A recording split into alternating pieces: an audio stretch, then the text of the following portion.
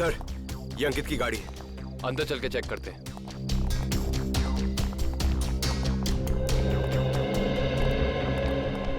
CID, उस सफेद गाड़ी में जो आए हैं वो कौन से कमरे में ठहरे हुए? Room number 113। Thank you. आओ।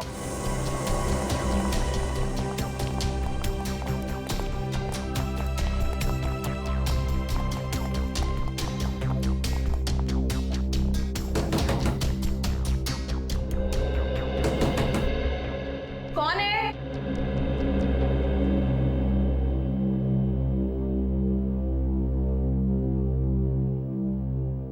मैडम, हम रूम सर्विस से हैं। जरा खोलिए ना, चॉकलेट केक लाए हैं आपके लिए। मगर हमने तो केक नहीं मंगवाया। मैडम, वो क्या है ना, हमारे होटल का 5वीं सालगिरह है, इसीलिए हम सबको चॉकलेट केक खिला रहे हैं। आप भी खाइए ना, प्लीज। सीआईडी,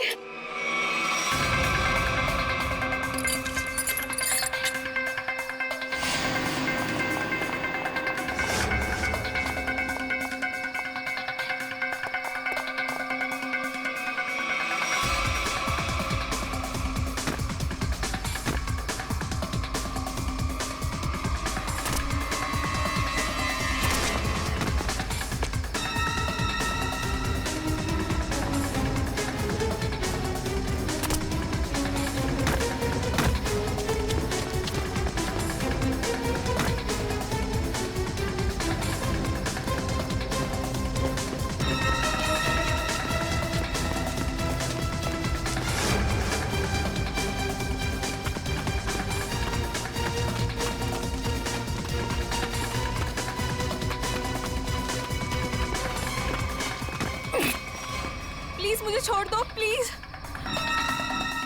तुम वही हॉस्पिटल वाली लड़की हो? प्लीज मुझे जाने दो, मैंने कुछ नहीं किया। सीआईडी की आदत नहीं है मुजरिमों को जाने देने की।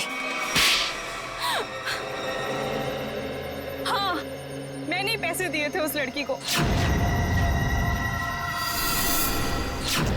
ताकि वो केमिकल वाली बेडशीट अंश के बेड पे बिछा सके। किसके कहने पे किया था तुमने ये? अंकित के। कहाँ मिलेगा ये अंकित? पता नहीं। अच्छा, तो ये तो पता होगा ना कि रिधिमा को कहाँ छिपा के रखा है। नहीं पता। ये पता नहीं, वो पता नहीं, तुम्हें पता क्या है स्वाति? गगन कहाँ है ये पता है मुझे। I see। पेशेंट को चेक करना है। जी सर।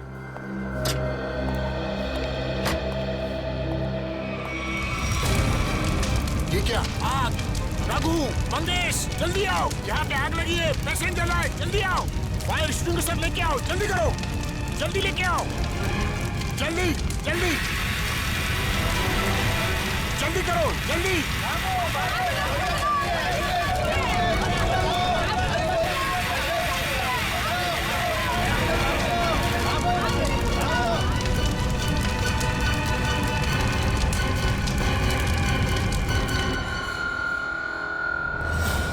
आइए सर, मैंने ही आपको फोन किया था। ये सब हुआ कैसे? समझ में नहीं आ रहा सर, देखते ही देखते पेशेंट को कैसे आग लग गई। प्लीज हटिए आप लोग।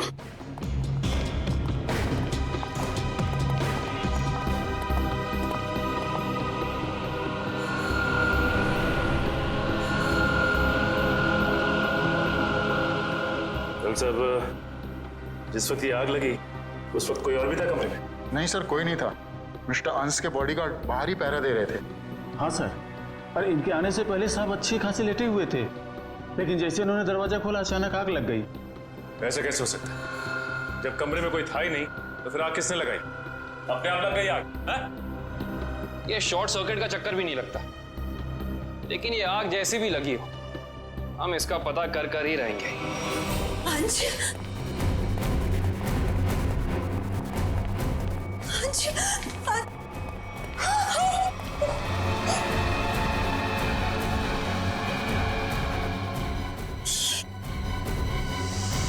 सर, मिस्टर अंश की वाइफ और बेटा। अंश को कैसे लगे, कैसे हो गया ये सब? पापा, उठिए पापा, क्या हो गया आपको पापा?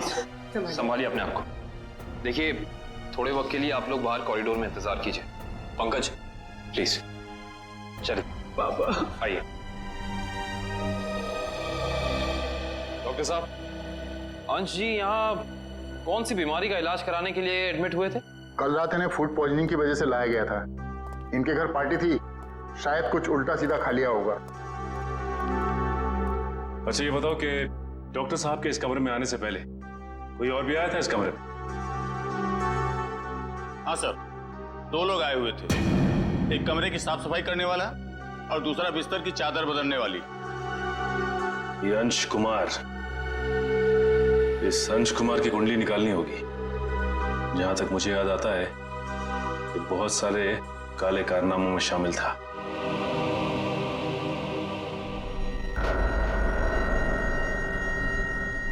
पंकज, रिधिमा और अंकित को घर भेज दिया? हाँ सर, बहुत रो रहे थे बेचारे।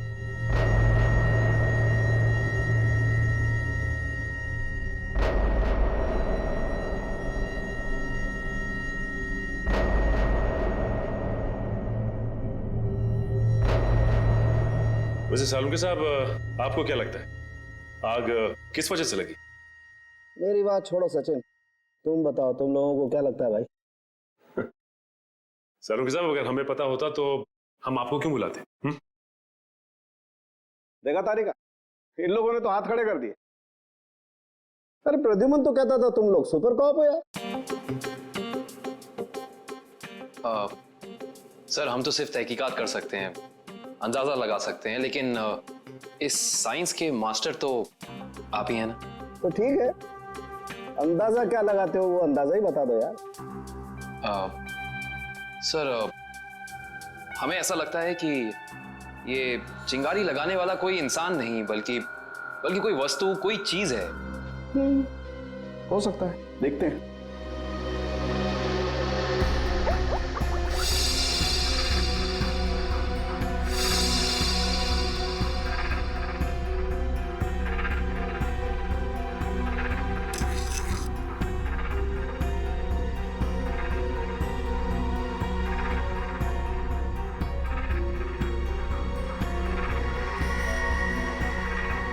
ये बात है।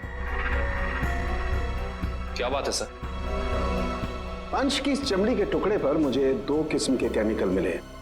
एक का नाम कोजू और दूसरे का चिलिंगफी। कोजू और चिलिंगफी? ये केमिकल के नाम या कोई चाइनीज रेस्टोरेंट के? पंकज, मजाक नहीं। और ये दोनों केमिकल जब आपस में मिल जाते हैं तो एक तीसरा केमिकल बनता है जो बहुत ही आसानी से आग पकड़ लेता है अगर उसे एक निश्चित मात्रा से ज्यादा ऑक्सीजन मिल जाए तो। और जैसे ही डॉक्टर साहब ने इस कमरे का दरवाजा खोला, यहाँ का ऑक्सीजन लेवल बढ़ गया और अंश का शरीर खुद ब खुद जलने लगा। इसका मतलब अंश की बॉडी पे ये केमिकल हॉस्पिटल के किसी अंदर वाले ने लगाया है। अंदर वाले ने।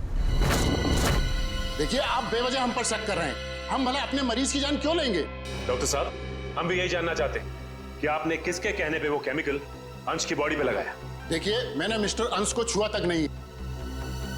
मैं तो एक एक दवाइयां उनके बॉडीगार्ड के सामने देता था। अगर आपने नहीं छुआ तो किसने किया है? किसने स्पंज बाथ दिया उसे? देखिए, मिस्टर अंश यहाँ पर फूड पॉइजनिंग के इलाज के लिए आए थे, तो स्पंज बाथ देने का तो सवाल ही नहीं उठता। मैं कह रहा हूँ ना कि हम में से किसी ने भी उनकी बॉडी के ऊपर कोई केमिकल नहीं लगाया। अच्छा, तो आप ये कहना चाहते हैं कि डॉक्टर सालुंके गलत कह रहे हैं? जी नहीं, मैं ये बिल्कुल नहीं कह रहा हूँ। मैं सिर्फ इतना कह रहा हूँ कि मैंने या मेरे किसी भी स्टाफ ने उनकी बॉडी के ऊपर कोई केमिकल नहीं लगाया है। 2 लोग आए हुए थे। एक कमरे की साफ सफाई करने वाला और दूसरा बिस्तर की चादर बदलने वाली। माय गॉड, कहीं वो केमिकल उस चादर पे तो नहीं लगा हुआ था जो अंश के कमरे में बिछी हुई थी? डॉक्टर साहब, ये सारी बेडशीट कहाँ रखी जाती?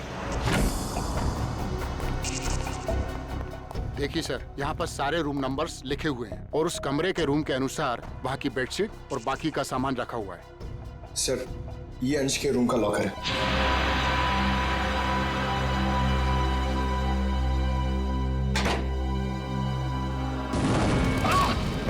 ठीक हो तुम? बाहर जाओ, पुलिस पकड़े। फायर एक्सटिंग्विशर, जल्दी। बस।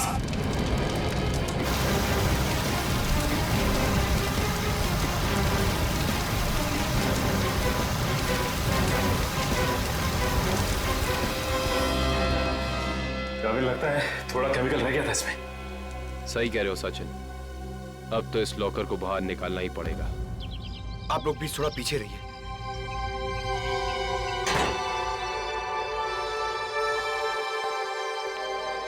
सर प्लीज संभाल के।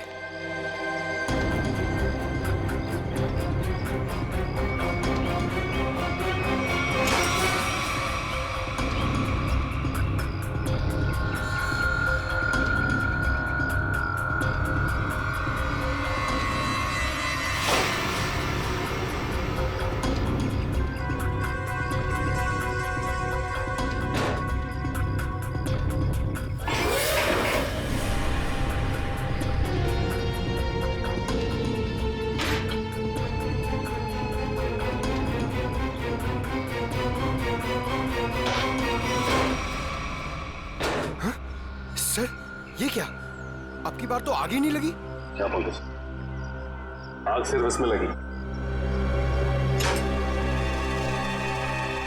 ये देखो, सिर्फ ये बैग जला है, बाकी सारी की सारी चीजें बिल्कुल वैसी हैं। ये देखो। सर इसका मतलब केमिकल इस बैग में होगा और बेडशीट इसी बैग में लाई होगी।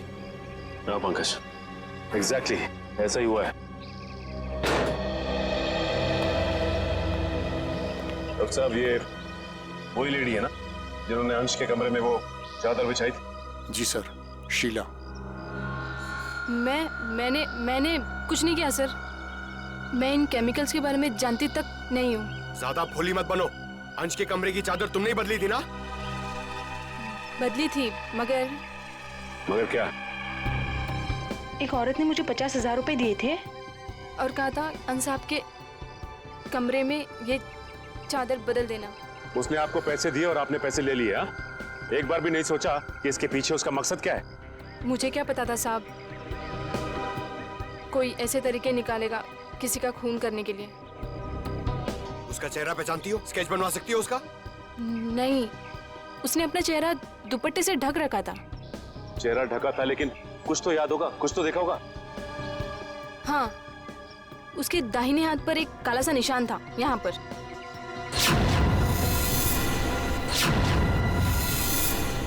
ठीक है, आप लोग जा सकते हैं। जी सर। अंश को फूड पॉइजनिंग हुई उसके घर पे, जिसके बाद वो हॉस्पिटल में एडमिट हुआ। और कमाल की बात है कि हॉस्पिटल में आने के बाद वो जल के मर गया। कुछ तो गड़बड़ है।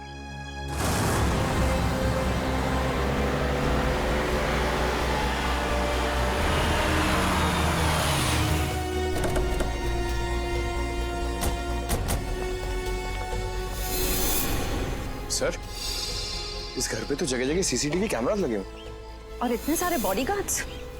लगता है अंश जानते थे कि उनकी जान को खतरा है। राइट श्रेया, कोई ना कोई बात तो जरूर थी, वरना इतनी ज्यादा सिक्योरिटी कोई मामूली इंसान नहीं रखता। किससे मिला है आपको? जितना बड़ा आदमी उसके उतने ज्यादा दुश्मन। नमस्कार। नमस्ते। आपसे कुछ सवाल पूछने थे। जी पूछिए। जिस रात अंश जी की तबीयत खराब हुई, उस रात उनका खाना किसने बनाया था? साहब, खाना तो मैंने बनाया था, लेकिन मैंने कुछ नहीं किया। तो फिर सिर्फ अंश की तबीयत क्यों खराब हो और किसी की क्यों नहीं? मुझे मालूम नहीं। अब मालूम। शक है, शायद गगन। गगन? अच्छा, ये गगन कौन है? पापा का बिजनेस मैनेजर था। अभी कुछ दिन पहले उसे नौकरी से निकाल दिया था। पार्टी में गगन भी आया था।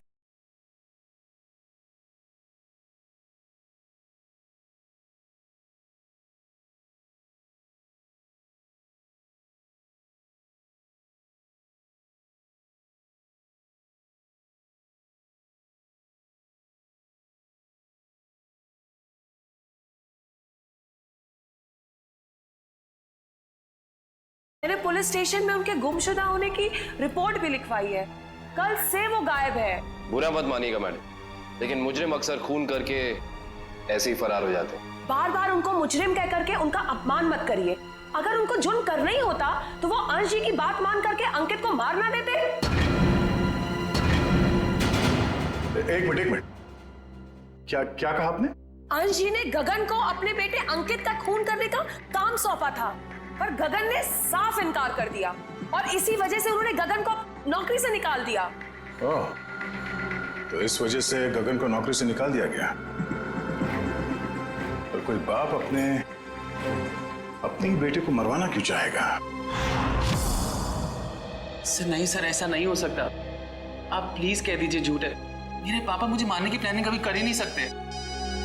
हम जानते हैं ये बात आप लोगों के लिए काफी धक्का पहुंचाने वाली है। गगन की पत्नी झूठ बोल रही है। अपने पति को बचाने के लिए कुछ भी मनगढ़ंत कहानी बना रही है वो। अंश जैसा पिता अपने इकलौते बेटे को मारने की कैसे सोच सकता है?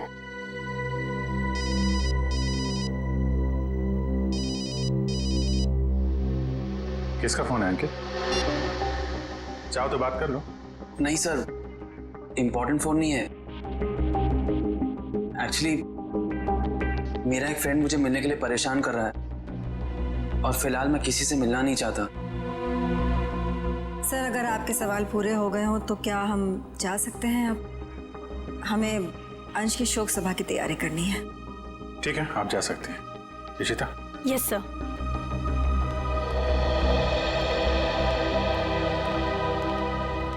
सर, जब जब अंकित का फोन बज रहा था तब उसका रवैया कुछ अजीब सा नहीं हो गया?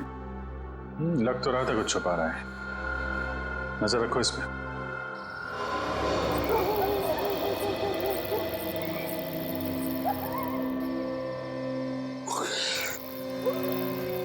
सर, हम लोग क्या रात भर यहीं खड़े रह के पहरा देंगे? रात बहुत काम की चीज होती है पंकज। जो काम दिन के खुले उजाले में नहीं किए जा सकते ना, वो रात के साए में हो जाते हैं। सर, अंकित आ रहा है। आ नहीं रहा श्रेया, हमें ले जा रहा है अगले सुराग तक।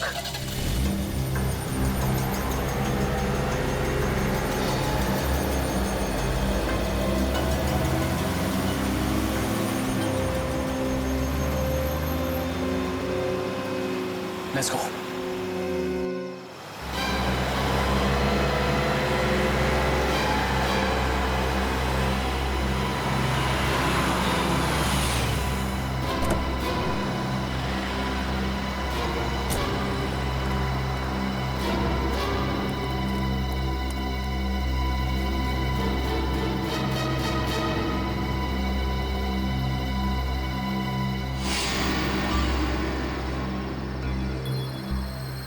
सर, ये इतनी रात को यहाँ ढाबे पे खाना खाने को आया है?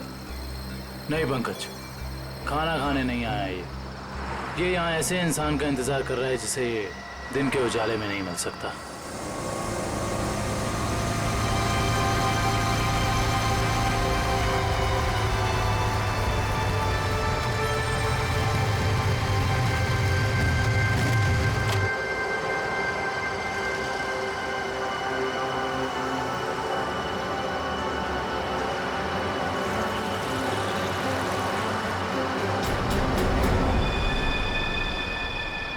सर, मैंने तो सोचा ये लड़का होगा, ये तो लड़की निकली।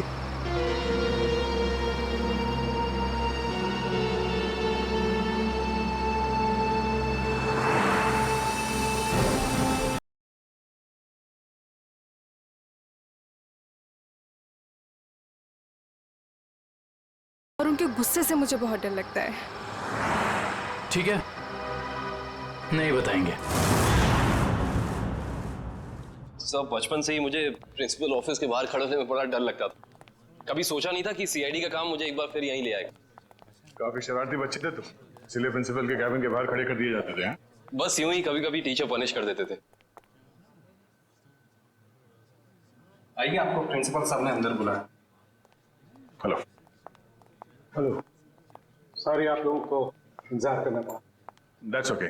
हम यहाँ अंकित कुमार नाम के एक स्टूडेंट के बारे में कुछ जानकारी हासिल करने आए हैं। अंकित कुमार?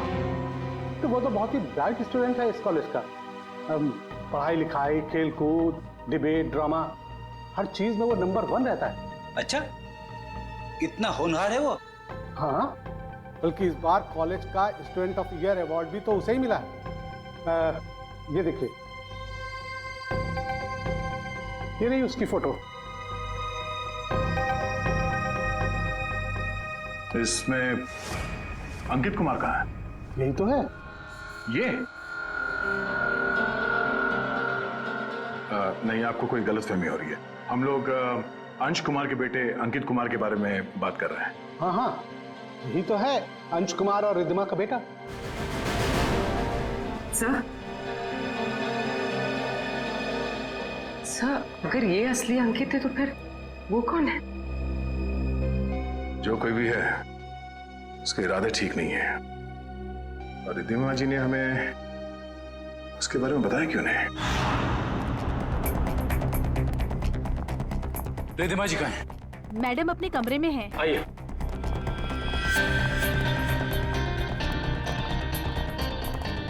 मैडम सीआईडी वाले आए हुए हैं। मैडम। रिद्धिमा जी।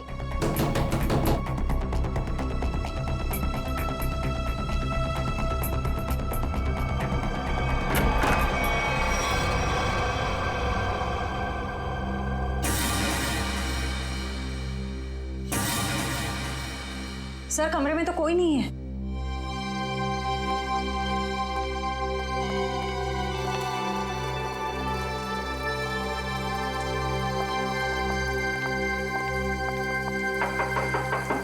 रिद्धिमा जी। सर ये देखिए, सर यहाँ पे खून भी लगा हुआ है।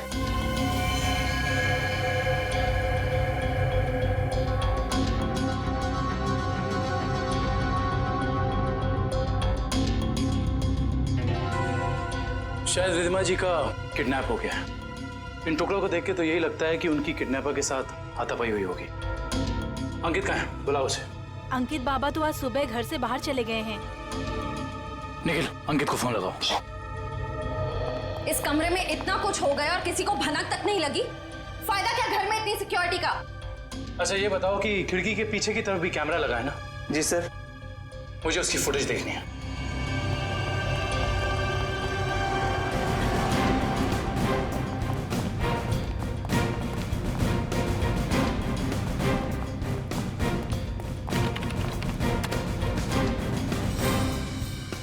सॉरी सर, लगता है कैमरा 2 घंटे से बंद है। मतलब जरूर तुम में से ही किसी का काम है ये, जिसने खुना करने से पहले कैमरा बंद कर दिया। सर, हम ऐसा क्यों करेंगे? कोई बाहर वाला यहाँ आके कैमरा बंद नहीं कर सकता। ये किसी अंदर वाले का काम है, समझे तुम? यस सर, अंकित का फोन बंद आ रहा है। कहीं इस सब के पीछे अंकित का हाथ तो नहीं है?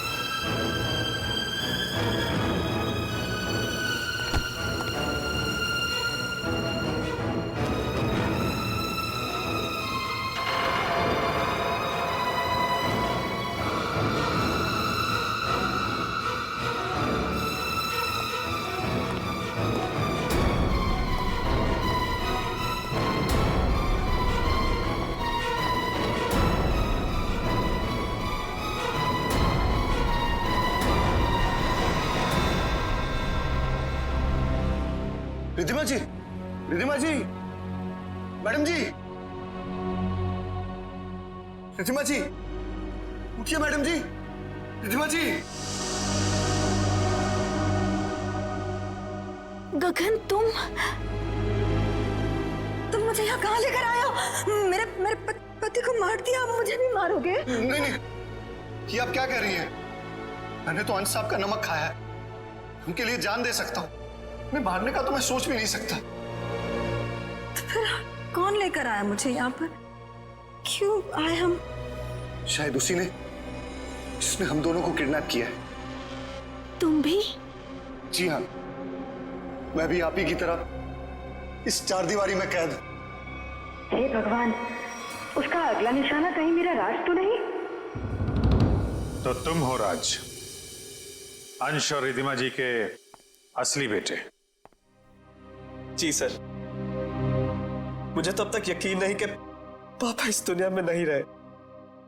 रब्बी ने तो मुझे इस बारे में कुछ बताया तक नहीं। लेकिन रिधिमा जी ने ये बात छुपाई क्यों तुमसे? उसी वजह से जिस कारण से उन्होंने मुझे दुनिया से छुपा कर रखा और अंकित को अपना बेटा बना लिया। लेकिन ऐसी भी क्या वजह थी जिसने एक माँ बाप को अपने बेटे से दूर कर दिया? सर, आप तो सीआईडी वाले, आपसे तो कुछ बात छिप नहीं सकती। अपने खानदानी बिजनेस को आगे बढ़ाने के लिए मेरे पापा ने कुछ गैर कानूनी काम किए हैं। जी हाँ, जैसे रिश्वत देना, करप्शन को बढ़ावा देना, गैर कानूनी बिल्डिंग्स बनवाना और कभी कभी गैंगस्टर्स की मदद करना। सर, मुझे ये कहते हुए बहुत शर्मिंदगी है कि मेरे पापा इस देश के अच्छे नागरिक नहीं बन सके और वो बहुत ही अच्छे पिता थे। इन गैंगस्टर से बचाने के लिए उन्होंने मुझे दुनिया से छुपा कर रखा। तो तुम्हारी सुरक्षा के लिए उन्होंने तुम्हें खुद से दूर कर दिया और गोद ले लिया अंकित को, ताकि कभी कोई तुम्हारे परिवार को नुकसान पहुंचाता तो निशाने पे अंकित होता, तुम नहीं। एग्जैक्टली। और जब ये बात अंकित को पता चली, उसका रवैया कुछ उखड़ सा गया। उसने मम्मी पापा की इज्जत करना बंद कर दिया। पिछले कुछ दिनों से तो वो पापा को ब्लैकमेल कर रहा था कि अगर उसे प्रॉपर्टी का आधा हिस्सा नहीं मिला तो वो ये राज पूरी दुनिया को बता देगा। सर हो सकता है शायद इसी वजह से अंश ने अंकित को मारने के लिए गगन से कहा। हाँ सर, हो सकता है कि गगन की वाइफ सच कह रही है। हो सकता है, और ये भी हो सकता है कि रिधिमा जी की किडनैपिंग में उनके गोद लिए हुए बेटे अंकित का ही हाथ हो। सर, प्लीज मेरी मम्मी को बचा लीजिए। मैं पहले ही अपने पापा को खो चुका हूं, मम्मी को नहीं खोना चाहता। घबराओ मत, कुछ नहीं होने देंगे मेरी रिधिमा जी को। अंकित के पोस्टर पूरे शहर में लग चुके हैं, कोई ना कोई उसे जरूर देख लेगा। हेलो, कहाँ? चिंचोली क्रॉसिंग? आप कौन बोल रहे हैं? हेलो हेलो सर, गुमनाम कॉल आया, कह रहा था कि चिंचोली क्रॉसिंग पे मिलो, कुछ जरूरी बात करनी है। जरूरी बात करनी है? फिर तो मिलना पड़ेगा।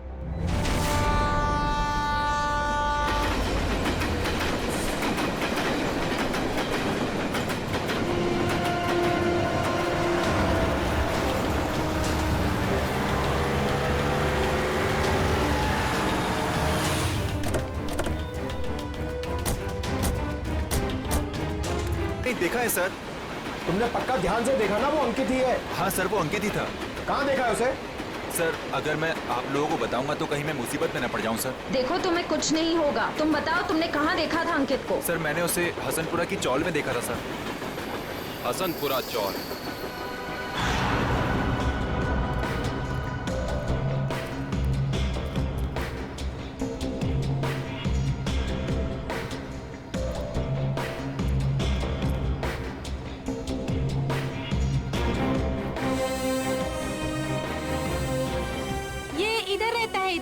इधर? हाँ।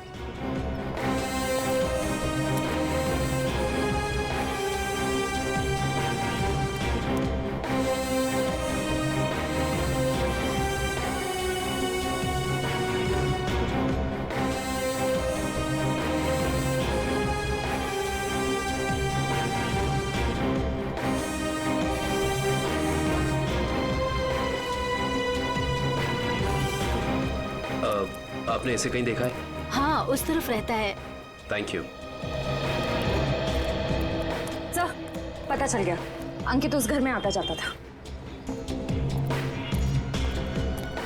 Sir sir sir sir sir, बहुत मुश्किल हुई सर, लेकिन मैंने पता कर लिया है। अंकित इसी घर में आता जाता था, ये घर में। पंकज, हम सबको पता है। अब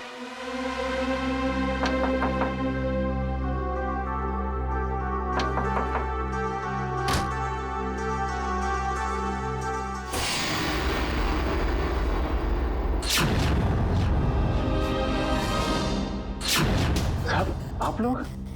हाँ, हम लोग। सर यहाँ? हमें एक बॉडीगार्ड की जरूरत थी, तो सोचा क्यों ना तुमसे मिल लिया जाए। क्या मजाक करते हैं साहब? सीआईडी को कब से बॉडीगार्ड की जरूरत पड़ने लगी? जब से तुम जैसे बॉडीगार्ड गुनाह करने लग गए। जिस परिवार ने तुम्हें अपनी सुरक्षा के लिए रखा था, तुम उसे ही नुकसान पहुंचा रहे हो। ये क्या कह रहे हैं साहब आप? अंकित क्यों आता था यहाँ? अंकित बाबा यहाँ नहीं आए। हमसे झूठ बोलने का कोई फायदा नहीं है। सीआईडी से ना कोई बच सका है और ना बच पाएगा, इसलिए कह रहे हैं सब सच सच बता दो। हम जान चुके हैं कि अंकित अंशी का बेटा नहीं है। बताओ क्या सच है? बोलो क्या सच है? बताता हूँ। दरअसल में अंकित का असली बाप मैं हूँ। तुम? हाँ, अंश साहब मेरे बेटे को गोद लेना चाहते थे और मैं भी अपने बेटे के सुनहरे भविष्य के लिए उन्हें मना नहीं कर सका। मगर तुम्हारे अंकित ने जिस थाली में खाया उसी में छेद किया। पहले अंश को मार डाला, फिर रिद्धिमा को किडनैप कर लिया। नहीं साहब, मेरा बेटा ऐसा नहीं कर सकता। मैं उसे अच्छी तरह जानता हूँ। अगर ऐसा है तो हम अंकित को कुछ नहीं होने देंगे, लेकिन अब हमें साफ साफ बताओ ये अंकित हमें मिलेगा कहाँ? अंकित अपने दोस्त स्वाति के साथ है, ग्रीन सी लॉज में। Green Sea laws?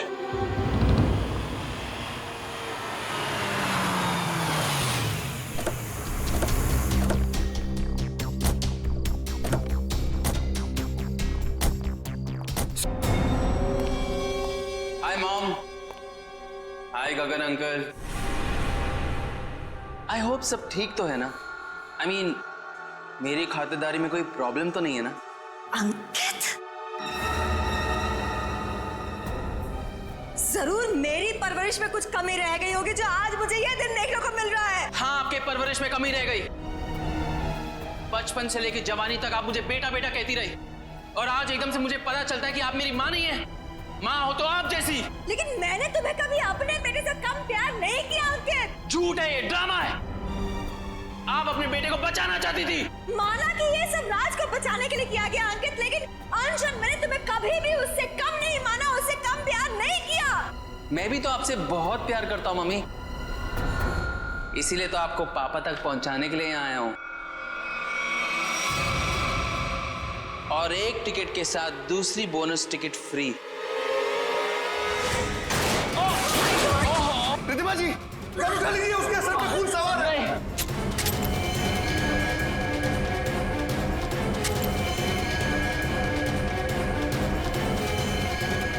गगन, ये पकड़ो, पकड़ो। अरे शूट करो ना, गोली चलाओ ना, तो वो मार डालेगा। नहीं प्लीज, अरे मारो उसे। प्लीज नहीं। मार डालेगा हमको, मारो।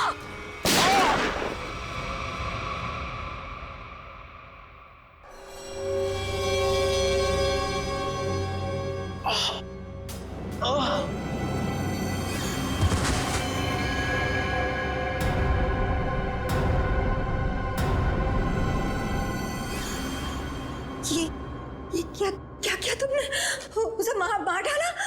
तुम उसके पैर में फायर कर सकते थे ना, उसे मार डाला तुमने। गगन, व्हाट डिड यू डू? मेरे से घबराहट में गोली चल गई, वैसे मारना नहीं चाहता था।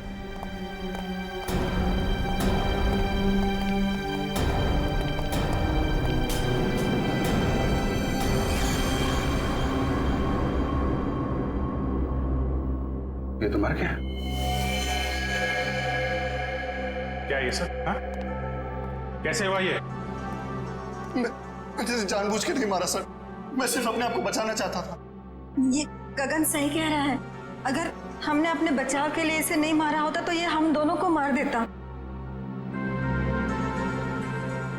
हम समझ सकते हैं। श्रेया, इनके स्टेटमेंट रिकॉर्ड कर लो। आप लोग जाइए प्लीज इनके साथ में। चलिए।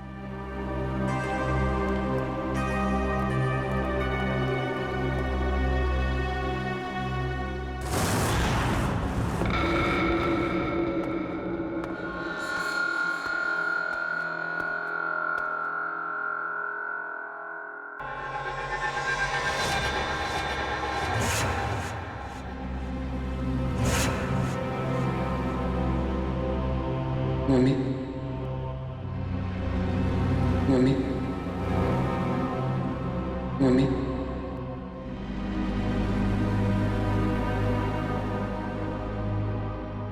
मम्मी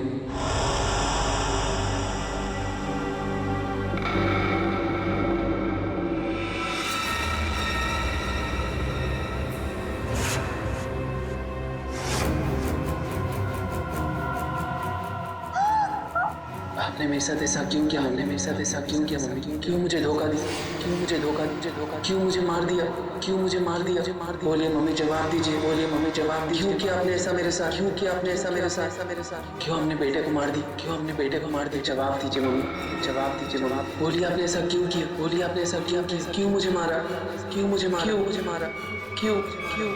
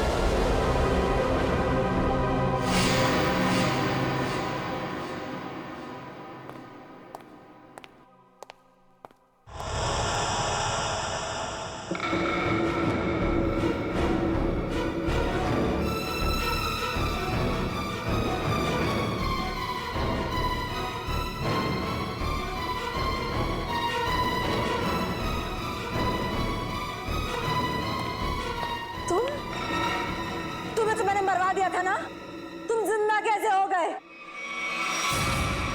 मरे हुए लोग कभी जिंदा नहीं होते रिधिमा जी। ये सब तो सीआईडी का प्लान होता है, गुनहगार से उसका जुर्म कबूल कराने का। अंकित तो कभी मरा ही नहीं था। इतना बड़ा धोखा मेरे साथ। मैं धोखा तो तुमने दिया। मैंने जो कुछ भी किया अपने बेटे के लिए किया है। राज, तुम्हारे पापा तुम्हें अपने गैर कानूनी बिजनेस में शामिल करना चाहते थे, लेकिन मैंने तुम्हें हमेशा गुनाहों के इस साए से दूर रखना चाहा। माँ, मैंने कभी सपने में भी नहीं सोचा था तुम भी पापा की तरह इस तरह गुनाहों के दलदल में धंसी हुई हो। और इसीलिए इन्होंने पापा को मारने के लिए मेरी मदद ली थी और प्रॉपर्टी में 25% शेयर देने का वादा भी किया था। इस प्लान में तुम दोनों मिले हुए हो, इसके बारे में तुम्हारी दोस्त स्वाति ने हमें पहले ही बता दिया था। उस पार्टी के दिन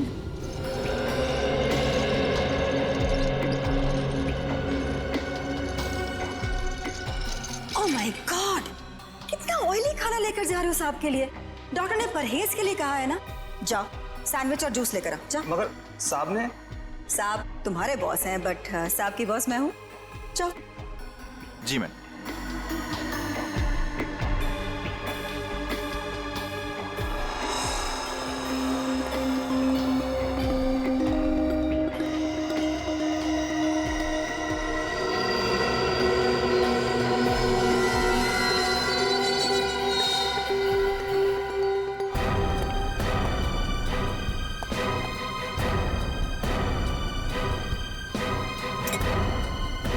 गुड, तुम जाओ, मैं साहब को खाना खिला दूंगी।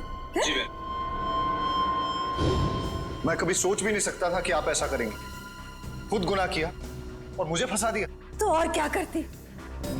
तुम्हें पता चल गया था कि अंकित अंश को मारना चाहता है, इसीलिए मैंने आखिरी वक्त पर सारी बाजी पलट दी।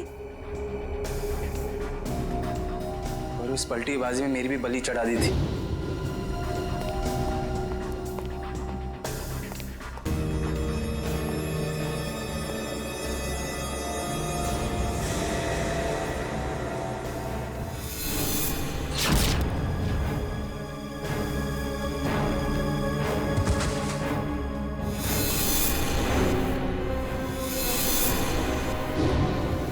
मुझे पता चला कि गगन को तो पूरी सच्चाई पता ही नहीं है। उसे तो यही नहीं पता कि अंश की मौत में मेरा हाथ है, इसलिए मैंने सारा इल्जाम अंकित पर डाल दिया। राज, मैंने ये सब तुम्हारे लिए किया बेटा। गुनाहों पे ममता की चादर ओढ़ देने से तुम्हारे पाप धुल नहीं जाएंगे मैडम। आप दोनों का फैसला अदालत करेगी, या तो फांसी